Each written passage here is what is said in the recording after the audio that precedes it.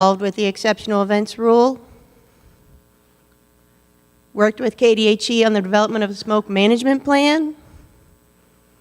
Okay, so there's going to be plenty of opportunity for you folks to hear more about the EPA's exceptional events rule and to work with the state of Kansas Department of Health and Environment.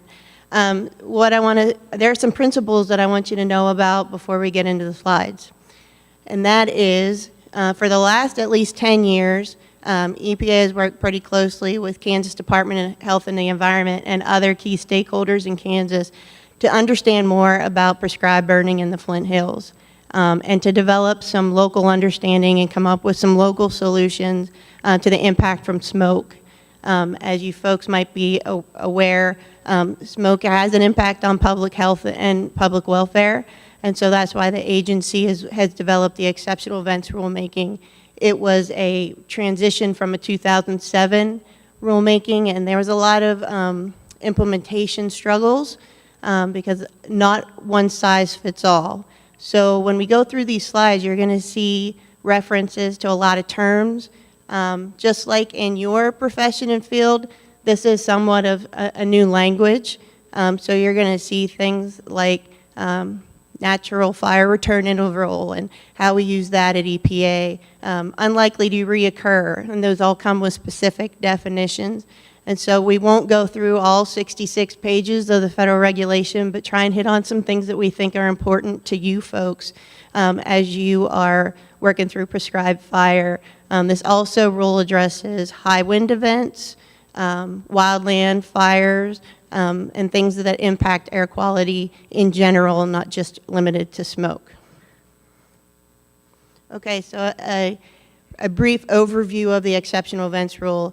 It was published, it's a new rule, it was published in October, and it applies to air quality data that shows that there are impacts on an air quality monitor. So we have air quality monitors that are deployed across the states in metropolitan areas and in rural areas. And so when we see that those monitors are impacted above a level of standard, we use the term exceedances and violations. And so this rule is designed particularly to look at some causal relationships between what's happening and what is seen on the monitor. So this applies most directly to all state air agencies because they're delegated a responsibility to implement the Clean Air Act in the state. And in the state of Kansas, that delegation falls to the Kansas Department of Health and Environment. In some areas like the Southeast, there are some local air agencies that have those delegations as well, but in Kansas in particular, it's KDHE. So there's a lot of fire-related language in the rule and in the preamble, the explanation of the rulemaking action. And so some key terms that my team thought was in particularly important to you folks relate to the terms wildland, prescribed fire, wildfire. And I won't read all of this to you, but you'll have it for reference. In particular, the prescribed fires, EPA in Region 7 locally has looked to call the fires in the Flint Hills regions wildland fires. So you'll pay particular attention to that definition. What this rule does is try to further clarify what wildland means. And to clarify that prescribed fire on wildland is a human-caused event that is able to be treated as an exceptional event.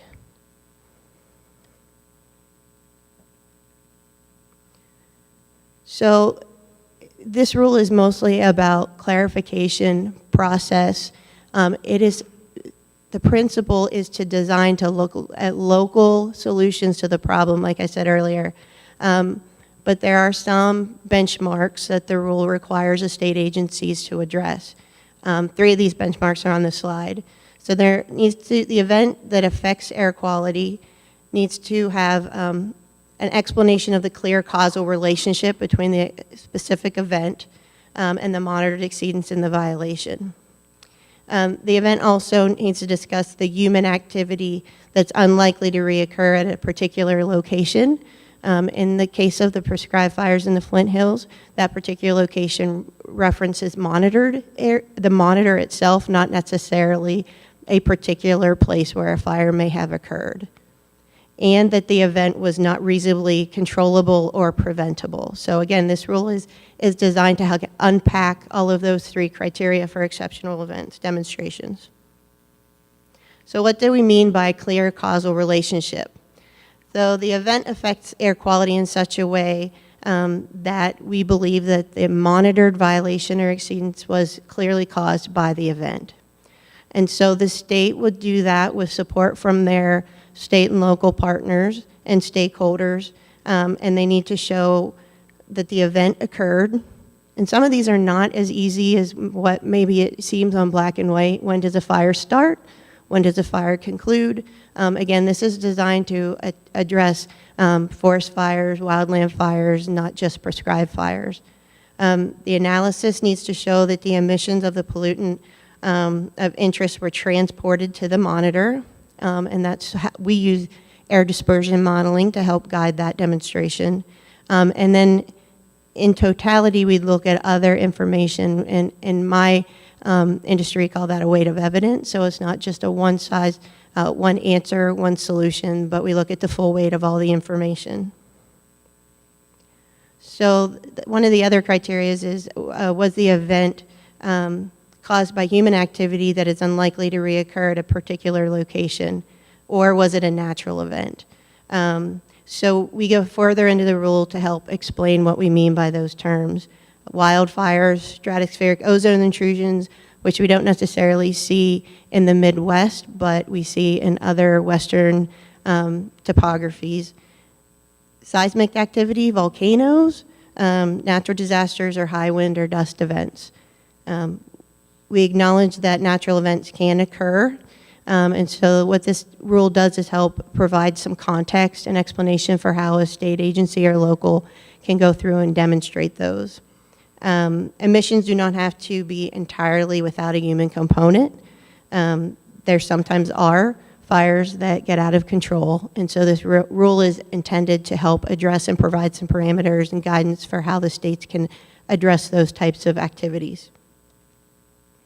So human activity that's unlikely to reoccur at a particular location.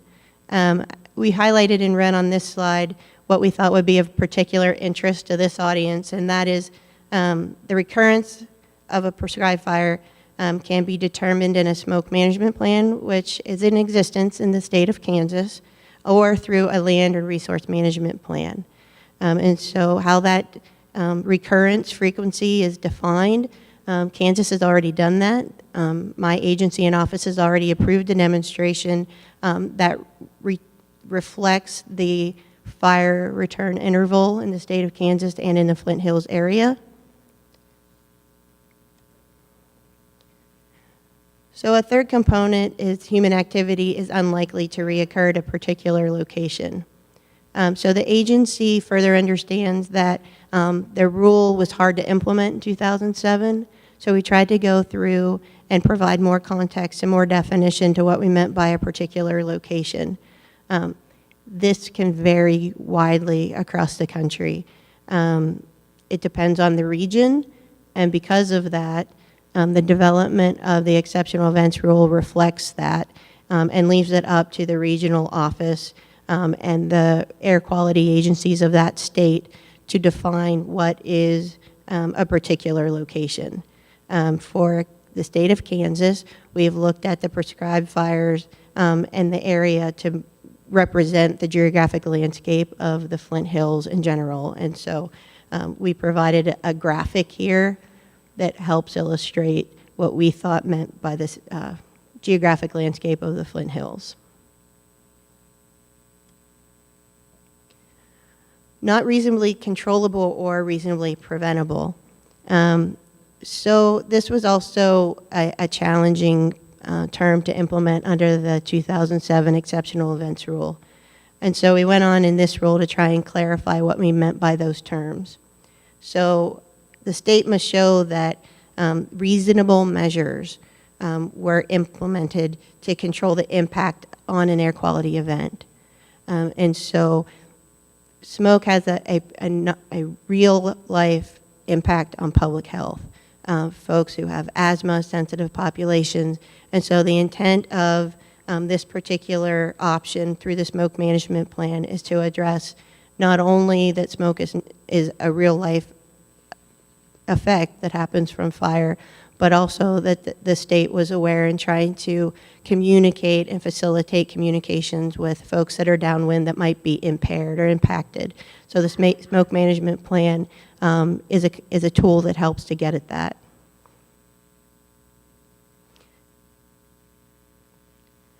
So not reasonably controllable, preventable. The prescribed fire is the state can look at also a natural resource management plan in addition to an existing smoke management plan to help further the communications, help grow the stakeholder group, that it does happen year after year. It's not reasonably controllable or preventable, but the objective here is that measures are being taken to help communicate with those folks who might be impacted by the public health impact of the smoke.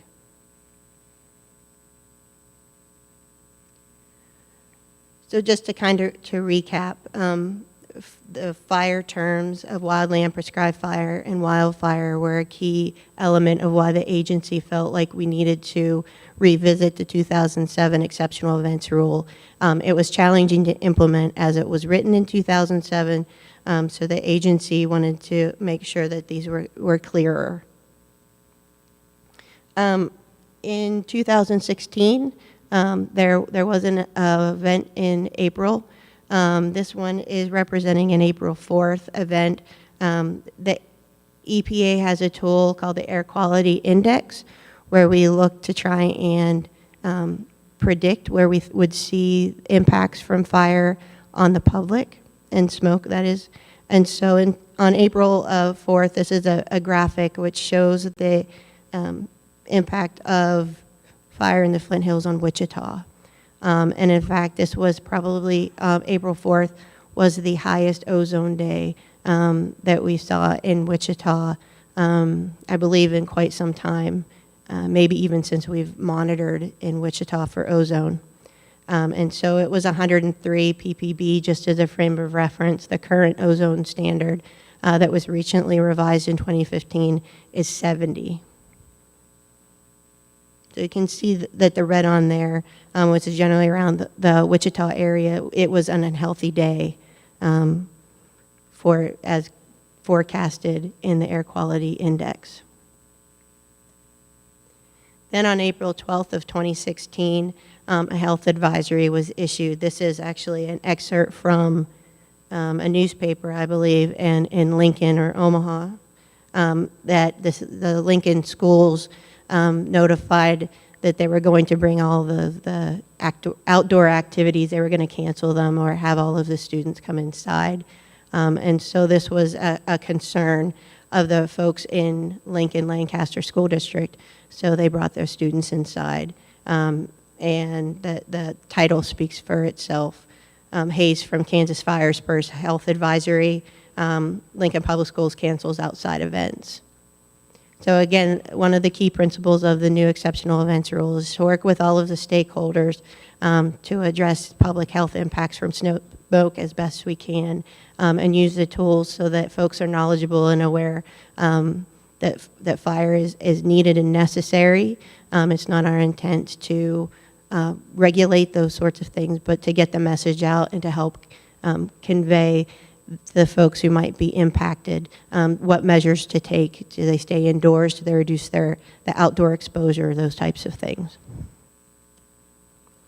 This is just a picture that was taken from the same day I mentioned from the Air Quality Index in Wichita. So I don't know if we have time for questions or not, but we have our technical team at EPA works with KDHE fairly often to help unpack what the impacts are.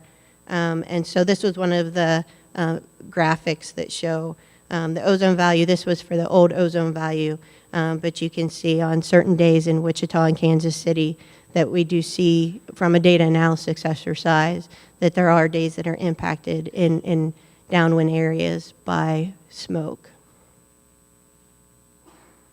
Okay.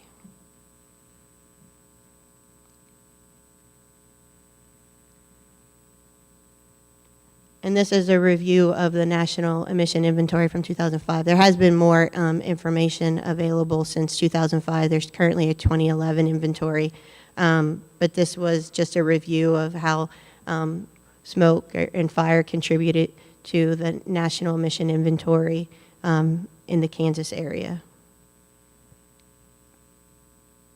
Okay. Sure. Question?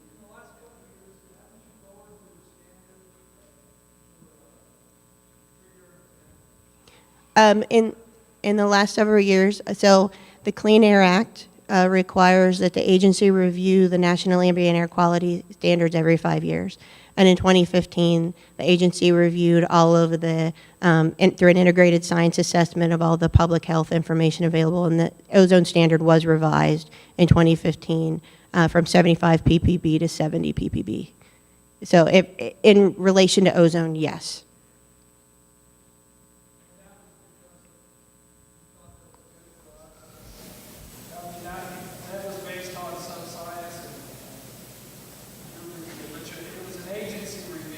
Yes, so the question was the basis for the review, and it is a national standard. So we have a headquarters office that looks at all the epidemiological toxicology studies across the country, and it goes through an independent Clean Air Act scientific advisory committee that reviews all of that information and brings a recommendation to the administrator of the agency. And the basis of the outcome of that review was that, yes, the public health was better protected with a standard of 70 parts per billion. That's correct. It's a national standard. Okay, thanks.